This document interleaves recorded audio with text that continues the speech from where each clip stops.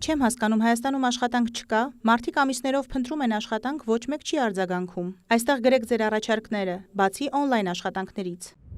Փնտրում եմ օֆիսային աշխատանք, գրաֆիկս ազատ է։ Փնտրում եմ օնլայն աշխատանք ֆիքսված աշխատավարձով։ Ունեմ աշխատանքային փորձ մի քանի տարբեր ոլորտներում։ Ուսանողուհի եմ։ Գործատուներն էլ իրենց հերթին են փնտրում Facebook-յան մի քանի խմբում։ Ամենաշատը մաքրուհիներ, վաճառողուհիներ, ադմինիստրատորներ։ Իսկ ինչու գործատուներն ու աշխատանք փնտրողները շարունակում են չգտնել միմյանց։ Վերջին տարիներին Հայաստանում նկատվում է գործազրկության կայուն նվազում։ Եթե 2008-ից 2018 թվականներին գործազրկության ցուցանիշը տատանվում էր 16.2%-ից 19-ի միջակայքում, ապա 2021 թվականին այն նվազել է մինչև 12%, ինչը աշխատանքի եւ սոցիալական հարցերի նախարարի տեղակալը որակում է որպես բավականին լավ ցուցանիշ։ Գործազուրկների 60%-ը կանայք են,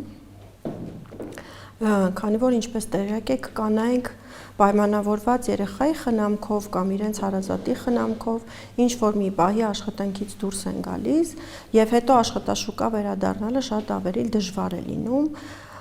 փոխվում են պահանջները եւ գործատուների եւ ժամանակի ընթացքում նրանց ունեցած հմտությունները սկսում են հետ մնալ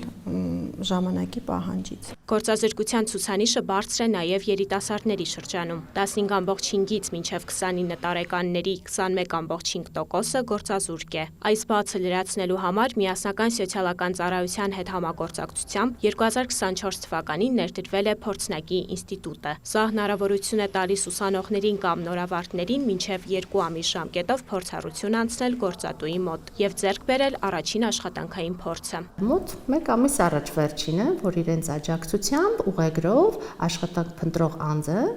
մոտեցել է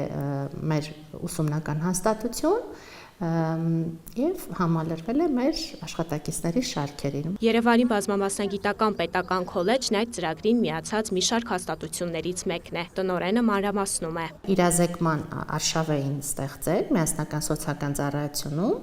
եւ մենք որպես եւ գործատու եւ որպես ուսումնական հաստատություն ներգրաված էինք, նաեւ մեզ հետ էին մեր ուսանողները, երրորդ կուրսի արդեն ավարտող ուսանողները, իրենց ներկայացրեցին ծրագրերը,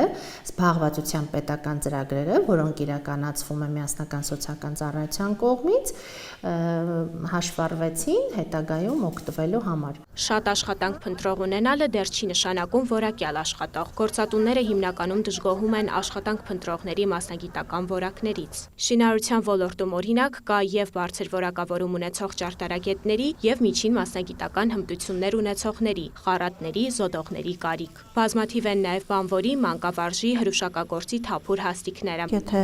միջին աշխատավարձը 5 տարի առաջ 218,000 դրամ էր, ապա մենք 320,000 դրամի միջին աշխատավարձի մասին այսօր կարող ենք խոսել։ Աշխատանքային օրենսգիրքը անընդհատ շարունակաբար բարելավում է, որպեսզի ժամանակի պահանջներին համահունչ լինի, օրինակ վերջին բարեփոխումը, որ արել ենք, դա ճկուն աշխատանքային գրաֆիկն է։ Աշխատաշուկայում տեղ գտնելու համար կարևոր է նաև նոր հմտությունների ձեռքբերումը։ Ժամանակակից գործատուների համար կարևոր է հատկապես աշխատակցի թվային գրագիտությունը։ Զբաղվածության ծրագրեր են նախատեսված նաև տարբեր խոցելի խմբերի համար։ Մեր ուշադրության կենտրոնում են այս պահին 63 լրացրած անձինք եւ հաշմանդամություն ունեցող անձինք, իրենց համար առանձին զբաղվածության ծրագիր է մշակվել, շրջանառվել է եւ արդեն ուղարկվել է վարչապետի աշխատակազմ, հուսով ենք շուտով կհաստատվի եւ այս աշխատանքը կսկսվի։ Նաեւ մեր ուշադրության կենտրոնում են այն ընտանիքները, որոնք գնահատվել են որպես անապահով եւ ստանում են անապահովության նպաստ, աշխատունակ անդամներ այս ընտանիքների անմիջապես գրանցվում են որպես աշխատանք փնտրող եւ իրենց հետ սկսում են մեր մասնագետները աշխատել։ Տեղահանված մեր հայրենակիցներին ուղղված եւ զբաղվածության ծրագիր կա եւ ինքնազբաղվածության ծրագիր կա։ Մեզ մոտ աշխատակից ունենք, ով Արցախից տեղահանված է եւ օգտվել է այդ ծրագրի շահառու է հանդիսացել, հիմա մեզ մոտ շարունակում է աշխատել։ Զբաղվածության ծրագրով աշխատանք գտնելու հաջողված փորձ ունի Շուշանիկ Խաչատրյանը։ Նա աշխատանքի աշխատանքի է անցել պոլիկլինիկայում։ Մի քանի ամիս փնտրում էի աշխատանք ու ծանոթ լինելով միասնական սոցիալական ծառայության զբաղվածության կենտրոնին, որոշեցի դիմել իրենց օգնությանը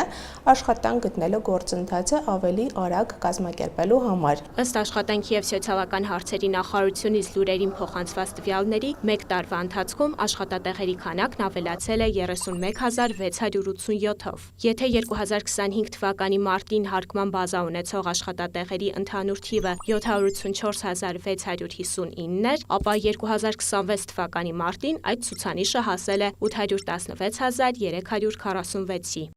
Նարեշ Ավինյան, Հովանես Քյոսեյան, Արամ Հարությունյան, լուրերի համար։